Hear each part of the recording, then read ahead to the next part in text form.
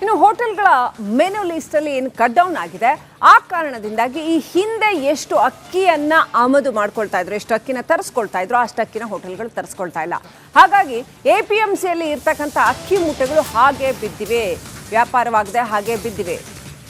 ಹೋಟೆಲ್ಗಳ menu cut ನೋಡಿ, ದೋಸೆ ಇಲ್ಲ, ಇಡ್ಲಿ ಇಲ್ಲ, ಹಂಗಿರುವಾಗ ಇನ್ನು ಅಕ್ಕಿ ಏನು ತರಿಸ್ಕೊಳ್ತಾ ಇದ್ರು. ಮತ್ತೆ ಗ್ರಾಹಕರು ಕೂಡ ಬರೋದು ಕೂಡ ಕಡಿಮೆ ಆಗಿದೆ. ಹಾಗಾಗಿ ಎಷ್ಟು ಅಕ್ಕಿ ತರಿಸ್ಕೊಳ್ತಾ ಇದ್ರು ಅಷ್ಟು ಅಕ್ಕಿ ತರಿಸ್ಕೊಳ್ತಾ ಇಲ್ಲ. ಅಕ್ಕಿ ಮಾರಾಟದಲ್ಲಿ ಏಕಾಏಕಿ 30% ಕುಸಿತ. ಅಕ್ಕಿ ವ್ಯಾಪಾರಸ್ಥರಿಗೆ ನೋಡಿ, ಅವರು ರಫ್ತು ಮಾಡ್ತಾ ಇದ್ದಂತಹ ಕಡೆಗೂ ಕೂಡ ಅಕ್ಕಿ ತರಿಸ್ಕೊಳ್ತಾ ಇಲ್ಲ. ಬೇರೆ ಗಲ್ಫ್ ಕಂಟ್ರೀಸ್ಗೆ, ಬೇರೆ ಬೇರೆ ದೇಶಗಳಿಗೆ ರಫ್ತು ಮಾಡ್ತಾ ಇದ್ರು, ಈಗ ಅದು ಕೂಡ ಹೋಗ್ತಾ ಇಲ್ಲ. ದೇಶೀಯ ಮಾರುಕಟ್ಟೆನಲ್ಲಿ ಹೋಟೆಲ್ಗಳಿಗಾದರೂ ಸಪ್ಲೈ ಮಾಡೋಣ ಅಂತಂದರೆ ಹೋಟೆಲ್ಗಳು ಕೂಡ ರೆಗ್ಯುಲರ್ ಆಗಿ ಎಷ್ಟು ತರಿಸ್ಕೊಳ್ತಾ ಇದ್ರು ಅದಕ್ಕಿಂತನೂ ತೀರಾ ಕಡಿಮೆ ತರಿಸ್ಕೊಳ್ತಾ ಇದ್ದಾರೆ. ಹಾಗಾಗಿ ಅಕ್ಕಿ ಮಾರಾಟಗಾರರು ಸಂಕಷ್ಟದಲ್ಲಿದ್ದಾರೆ. ಅಕ್ಕಿ ಚೀಲಗಳು ಗೋಡೌನ್ನಲ್ಲೇ ಹಾಗೆ ಬಿದ್ದಿದ್ದಾವೆ. ಗ್ಯಾಸ್ ಸಿಲಿಂಡರ್ಗಳ ಸರಬರಾಜು ಇಲ್ಲದೆ ಒಂದಿಷ್ಟು ಹೋಟೆಲ್ಗಳು ಕ್ಲೋಸ್ ಆಗ್ತಾ ಇದೆ. ಮತ್ತೊಂದು ಕಡೆಯಲ್ಲಿ ಒಂದಿಷ್ಟು ಹೋಟೆಲ್ಗಳು ತಮ್ಮ ಮೆನುವನ್ನು ಕಟ್ ಮಾಡ್ತಾ ಇದೆ. ದಿನನಿತ್ಯ ಬಳಸಬೇಕಾಗಿದ್ದಂತಹ ಒಂದಿಷ್ಟು ಆಹಾರ ಪದಾರ್ಥಗಳೇನಿದೆ, ತರಕಾರಿ ಆಗಿರಬಹುದು, ಹಣ್ಣು ಹಂಪಲುಗಳಾಗಿರ್ಬೋದು, ಇವೆಲ್ಲವನ್ನು ಕೂಡ ಕಟ್ ಆಫ್ ಮಾಡ್ತಾ ಇದೆ. ಇದರಿಂದಾಗಿ ಒಂದು ಕಡೆಯಲ್ಲಿ ವ್ಯಾಪಾರಿಗಳು ಕಂಗಾಲಾಗಿದ್ದಾರೆ. ಮತ್ತೊಂದು ಕಡೆಯಲ್ಲಿ ಪ್ರಮುಖವಾಗಿ ಹೋಟೆಲ್ಗಳಿಗೆ ಬೇಕಾಗಿರುವಂತಹ ಆಹಾರ ಪದಾರ್ಥಗಳಲ್ಲಿ ಮುಖ್ಯವಾದಂತಹ ಅಕ್ಕಿ ಏನಿದೆ, ಅಕ್ಕಿಗಳ ಸರಬರಾಜು ಕೂಡ ಕುಂಠಿತಗೊಂಡಿದೆ. ಯಾಕಂತ ಹೇಳಿದ್ರೆ ಪ್ರಮುಖವಾಗಿ ಹೋಟೆಲ್ಗಳು ಕ್ಲೋಸ್ ಆದ ಕಾರಣಕ್ಕಾಗಿ ಒಂದಿಷ್ಟು ಅಂಗಡಿಗಳಲ್ಲಿ ಅಕ್ಕಿಯ ಮಾರಾಟ ಕಮ್ಮಿ ಆಗುತ್ತೆ. ಟನ್ಗಟ್ಟಲೆ ಅಕ್ಕಿಯನ್ನು ಖರೀದಿ ಮಾಡ್ತಾ ಇದ್ದಂಥ ಹೋಟೆಲ್ಗಳು ಇದೀಗ ನಿಗದಿತವಾಗಿ ಅಕ್ಕಿಯನ್ನು ಖರೀದಿ ಮಾಡಲಿಕ್ಕೆ ಮುಂದಾಗಿರುವಂಥದ್ದು. ಒಂದಿಷ್ಟು ಆಹಾರ ಪದಾರ್ಥಗಳನ್ನು ಕಡಿಮೆ ಮಾಡಿರೋದ್ರಿಂದ, ಬರೀ ಅನ್ನ ಸಾಂಬಾರಿನ ಮೊರೆ ಹೋಗ್ತಾ ಇರೋದ್ರಿಂದಾಗಿ ಹೋಟೆಲ್ಗಳಲ್ಲಿ ಅಕ್ಕಿಯ ಖರ್ಚು ಕಮ್ಮಿ ಆಗ್ತಾ ಇದೆ. ಈ ನಿಟ್ಟಿನಲ್ಲಿ ಅಕ್ಕಿಯನ್ನು ಖರೀದಿ ಮಾಡುವಂತಹ ಹೋಟೆಲ್ ಗ್ರಾಹಕರ ಸಂಖ್ಯೆಗಳು ಕಮ್ಮಿ ಆಗ್ತಾ ಇದೆ. ಮತ್ತೊಂದು ಕಡೆಯಲ್ಲಿ ಮಧ್ಯಪ್ರಾಚ್ಯದಲ್ಲಿ ಯುದ್ಧ ಆಗ್ತಾ ಇರೋದ್ರಿಂದಾಗಿ ಭಾರತದಿಂದ ಮಧ್ಯಪ್ರಾಚ್ಯ ರಾಷ್ಟ್ರಗಳಿಗೆ ಸರಬರಾಜಾಗ್ತಾ ಇದ್ದಂತಹ, ರಫ್ತಾಗ್ತಾ ಇದ್ದಂತಹ ಏನು ಅಕ್ಕಿ ಏನಿದೆ ಅವುಗಳು ಕೂಡ ಸದ್ಯ ಗೋಡನ್ನಲ್ಲೇ ಬಾಕಿಯಾಗಿರುವಂಥದ್ದು. ಇದರಿಂದಾಗಿ ಒಂದು ಕಡೆಯಲ್ಲಿ ಬಂದಿರುವಂತಹ ರೈತರಿಂದ ಬಂದಂತಹ ಅಕ್ಕಿ ಏನಿರುತ್ತೆ ಅದನ್ನು ಗೋಡನ್ನಲ್ಲೇ ಇಟ್ಟುಕೊಂಡು ಅದನ್ನು ವ್ಯಾಪಾರ ಮಾಡಲಿಕ್ಕಾಗದೆ ವ್ಯಾಪಾರಿಗಳು ಸಂಕಷ್ಟಕ್ಕೆ ಸಿಲುಕುವಂತಹ ಪರಿಸ್ಥಿತಿ ನಿರ್ಮಾಣ ಆಗಿರುವಂಥದ್ದು. ಮತ್ತೆ ಇದೀಗ ಏನು ರಾಜ್ಯ ಸರ್ಕಾರ ಬರೀ 1,000 ಗ್ಯಾಸ್ ಸಿಲಿಂಡರ್ಗಳನ್ನು ಹೋಟೆಲ್ಗಳಿಗೆ ನೀಡಬೇಕು ಅನ್ನುವಂಥ ನಿರ್ಧಾರ ಏನು ಮಾಡಿದೆ. ಇದರ ಸಂಬಂಧಪಟ್ಟ ಹಾಗೆ ಹೋಟೆಲ್ ಮಾಲೀಕರು ಮತ್ತೊಂದು ಸಭೆಯನ್ನು ನಡೆಸಿ, ಸಭೆ ಬಳಿಕವಾಗಿ ಈ ಒಂದು ಹೋಟೆಲನ್ನು ಮುಚ್ಚೋದಾ ತೆರೆಯೋದಾ ಅನ್ನುವಂತಹ ನಿರ್ಧಾರವನ್ನು ಮಾಡಲಿಕ್ಕೆ ಮುಂದಾಗಿದ್ದಾರೆ. ಇದರಿಂದಾಗಿ ಮತ್ತಷ್ಟು ಅಕ್ಕಿಗೆ ಬಿಡುಗು ಉಂಟಾಗುವಂಥ ಸಾಧ್ಯತೆ ಇದೆ, ಅಕ್ಕಿಯ ವ್ಯಾಪಾರ ಕಡಿಮೆ ಆಗುವಂಥ ಸಾಧ್ಯತೆ ಇದೆ. ಅಕ್ಕಿಯ ಗೋಡನ್ನ ಮಾಲೀಕರಿದ್ದಾರೆ, ಅವ್ರನ್ನ ಮಾತನಾಡಿಸ್ತಾ ಹೋಗ್ತೀನಿ. ಸರಿಗ ಅಕ್ಕಿ ವ್ಯಾಪಾರ ಆಗ್ತಾ ಇಲ್ಲ. ಒಂದು ಕಡೆಯಲ್ಲಿ ಹೋಟ್ಲ್ಗಳಲ್ಲಿ ಮುಂಚೆ ತೆಗೆದುಕೊಂಡಿರುವಷ್ಟು ಅಕ್ಕಿ ಈಗ ತಗೊಳ್ತಾ ಇಲ್ಲ. ಎಷ್ಟು ಕಷ್ಟ ಆಗ್ತಾ ಇದೆ ನಿಮಗೆ? ಅದೇ ತೊಂದರೆ ಆಗ್ತೈತೆ, ಬಿಸ್ನೆಸ್ ಅರ್ಧ ಡಲ್ ಆಗೈತೆ ಅಂತ ತಿಳಿಸ್ತಾ ಇದ್ದೀವಿ. ಸರಿಗ ನಿಮಗೆ ಗೋಡೌನ್ಗಳಿಂದ ಅಂಗಡಿಗಳಿಗೆ ಹೋಗುತ್ತೆ, ಅಂಗಡಿಗಳಲ್ಲೂ ವ್ಯಾಪಾರ ಇಲ್ವಾ? ಹೇಗೆ, ಯಾವ ರೀತಿಯಾಗಿ ಅಂಗಡಿಯವರು? ಅಂಗಡಿನಲ್ಲೇ ವ್ಯಾಪಾರ ಇಲ್ಲ, ಅಂಗಡಿಯಿಂದನೇ ಇಲ್ಲಿಂದ ಹೋಟ್ಲಿಗೆ ಗೋಡೌನ್ಗಳಿಗೆಲ್ಲ ಹೋಗೋದು, ವ್ಯಾಪಾರ ಕಮ್ಮಿ ಐತೆ. ಇದಿಷ್ಟು ವ್ಯಾಪಾರಿ ಹೇಳ್ತಾ ಇರುವಂಥದ್ದು. ಪ್ರಮುಖವಾಗಿ ಈ ಹಿಂದೆ ಭಾರಿ ಪ್ರಮಾಣದಲ್ಲಿ ಅಕ್ಕಿಯ ಮಾರಾಟ ಆಗ್ತಾ ಇತ್ತು. ಒಂದು ಕಡೆಯಲ್ಲಿ ಇದೀಗ ಅಂಗಡಿಗಳಲ್ಲಿ ಅಕ್ಕಿಯ ಮಾರಾಟ ಆಗ್ತಾ ಇಲ್ಲ. ಯಾಕಂತ ಹೇಳಿದ್ರೆ ಸಣ್ಣ ಪುಟ್ಟ ಹೋಟೆಲ್ಗಳಲ್ಲಿ ಬೇಕಾಗಿದ್ದಂಥ ಅಕ್ಕಿಯನ್ನು ಅಂಗಡಿಗಳಿಂದ, ಸ್ಥಳೀಯ ಅಂಗಡಿಗಳೇನಿರ್ತವೆ ಅಲ್ಲಿಂದ ಖರೀದಿ ಮಾಡ್ತಾರೆ.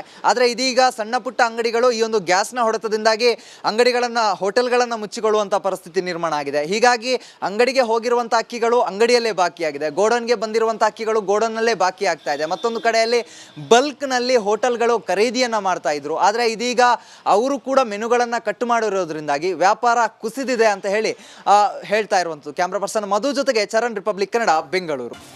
ಇನ್ನು ಹೋಟೆಲ್ಗಳ ಮೆನು ಲಿಸ್ಟ್ ಅಲ್ಲಿ ಏನು ಕಟ್ ಡೌನ್ ಆಗಿದೆ.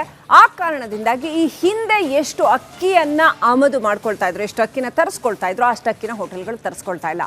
ಹಾಗಾಗಿ APMCಯಲ್ಲಿ ಇರ್ತಕ್ಕಂಥ ಅಕ್ಕಿ ಮೂಟೆಗಳು ಹಾಗೆ ಬಿದ್ದಿವೆ, ವ್ಯಾಪಾರವಾಗದೆ ಹಾಗೆ ಬಿದ್ದಿವೆ. ಹೋಟೆಲ್ಗಳ ಮೆನು ಕಟ್ ನೋಡಿ, ದೋಸೆ ಇಲ್ಲ, ಇಡ್ಲಿ ಇಲ್ಲ, ಹಂಗಿರುವಾಗ ಇನ್ನು ಅಕ್ಕಿ ಏನು ತರಿಸ್ಕೊಳ್ತಾ ಇದ್ರು. ಮತ್ತೆ ಗ್ರಾಹಕರು ಕೂಡ ಬರೋದು ಕೂಡ ಕಡಿಮೆ ಆಗಿದೆ. ಹಾಗಾಗಿ ಎಷ್ಟು ಅಕ್ಕಿ ತರಿಸ್ಕೊಳ್ತಾ ಇದ್ರು ಅಷ್ಟು ಅಕ್ಕಿ ತರಿಸ್ಕೊಳ್ತಾ ಇಲ್ಲ. ಅಕ್ಕಿ ಮಾರಾಟದಲ್ಲಿ ಏಕಾಏಕಿ 30% ಕುಸಿತ. ಅಕ್ಕಿ ವ್ಯಾಪಾರಸ್ಥರಿಗೆ ನೋಡಿ, ಅವರು ರಫ್ತು ಮಾಡ್ತಾ ಇದ್ದಂತಹ ಕಡೆಗೂ ಕೂಡ ಅಕ್ಕಿ ತರಿಸ್ಕೊಳ್ತಾ ಇಲ್ಲ. ಬೇರೆ ಗಲ್ಫ್ ಕಂಟ್ರೀಸ್ಗೆ, ಬೇರೆ ಬೇರೆ ದೇಶಗಳಿಗೆ ರಫ್ತು ಮಾಡ್ತಾ ಇದ್ರು, ಈಗ ಅದು ಕೂಡ ಹೋಗ್ತಾ ಇಲ್ಲ. ದೇಶೀಯ ಮಾರುಕಟ್ಟೆನಲ್ಲಿ ಹೋಟೆಲ್ಗಳಿಗಾದರೂ ಸಪ್ಲೈ ಮಾಡೋಣ ಅಂತಂದರೆ ಹೋಟೆಲ್ಗಳು ಕೂಡ ರೆಗ್ಯುಲರ್ ಆಗಿ ಎಷ್ಟು ತರಿಸ್ಕೊಳ್ತಾ ಇದ್ರು ಅದಕ್ಕಿಂತನೂ ತೀರಾ ಕಡಿಮೆ ತರಿಸ್ಕೊಳ್ತಾ ಇದ್ದಾರೆ. ಹಾಗಾಗಿ ಅಕ್ಕಿ ಮಾರಾಟಗಾರರು ಸಂಕಷ್ಟದಲ್ಲಿದ್ದಾರೆ. ಅಕ್ಕಿ ಚೀಲಗಳು ಗೋಡೌನ್ನಲ್ಲೇ ಹಾಗೆ ಬಿದ್ದಿದ್ದಾವೆ. ಗ್ಯಾಸ್ ಸಿಲಿಂಡರ್ಗಳ ಸರಬರಾಜು ಇಲ್ಲದೆ ಒಂದಿಷ್ಟು ಹೋಟೆಲ್ಗಳು ಕ್ಲೋಸ್ ಆಗ್ತಾ ಇದೆ. ಮತ್ತೊಂದು ಕಡೆಯಲ್ಲಿ ಒಂದಿಷ್ಟು ಹೋಟೆಲ್ಗಳು ತಮ್ಮ ಮೆನುವನ್ನು ಕಟ್ ಮಾಡ್ತಾ ಇದೆ. ದಿನನಿತ್ಯ ಬಳಸಬೇಕಾಗಿದ್ದಂತಹ ಒಂದಿಷ್ಟು ಆಹಾರ ಪದಾರ್ಥಗಳೇನಿದೆ, ತರಕಾರಿ ಆಗಿರಬಹುದು, ಹಣ್ಣು ಹಂಪಲುಗಳಾಗಿರ್ಬೋದು, ಇವೆಲ್ಲವನ್ನು ಕೂಡ ಕಟ್ ಆಫ್ ಮಾಡ್ತಾ ಇದೆ. ಇದರಿಂದಾಗಿ ಒಂದು ಕಡೆಯಲ್ಲಿ ವ್ಯಾಪಾರಿಗಳು ಕಂಗಾಲಾಗಿದ್ದಾರೆ, ಮತ್ತೊಂದು ಕಡೆಯಲ್ಲಿ ಪ್ರಮುಖವಾಗಿ ಹೋಟೆಲ್ಗಳಿಗೆ ಬೇಕಾಗಿರುವಂತಹ ಆಹಾರ ಪದಾರ್ಥಗಳಲ್ಲಿ ಮುಖ್ಯವಾದಂತಹ ಅಕ್ಕಿ ಏನಿದೆ, ಅಕ್ಕಿಗಳ ಸರಬರಾಜು ಕೂಡ ಕುಂಠಿತಗೊಂಡಿದೆ.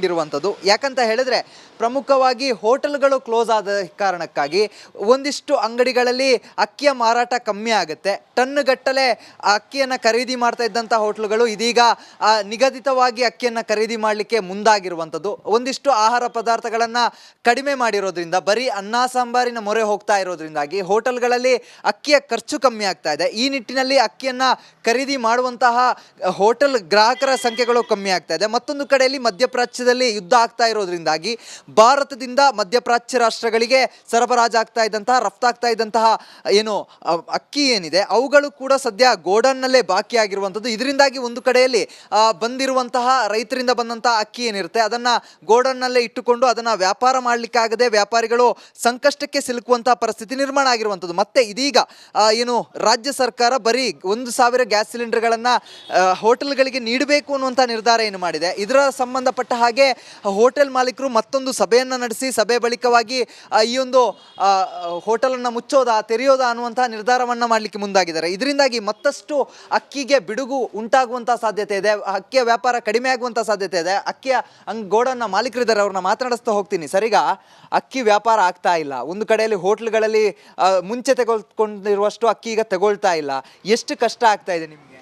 ಅದೇ ತೊಂದರೆ ಆಗ್ತೈತೆ, ಬಿಸ್ನೆಸ್ ಅರ್ಧ ಡಲ್ ಆಗೈತೆ ಅಂತ ತಿಳಿಸ್ತಾ ಇದ್ದೀವಿ. ಸರಿಗ ನಿಮಗೆ ಗೋಡೌನ್ಗಳಿಂದ ಅಂಗಡಿಗಳಿಗೆ ಹೋಗುತ್ತೆ, ಅಂಗಡಿಗಳಲ್ಲೂ ವ್ಯಾಪಾರ ಇಲ್ವಾ? ಹೇಗೆ, ಯಾವ ರೀತಿಯಾಗಿ ಅಂಗಡಿಯವರು? ಅಂಗಡಿನಲ್ಲೇ ವ್ಯಾಪಾರ ಇಲ್ಲ, ಅಂಗಡಿಯಿಂದನೇ ಇಲ್ಲಿಂದ ಹೋಟ್ಲಿಗೆ ಗೋಡೌನ್ಗಳಿಗೆಲ್ಲ ಹೋಗೋದು. ಈ ವ್ಯಾಪಾರ ಕಮ್ಮಿ ಐತೆ.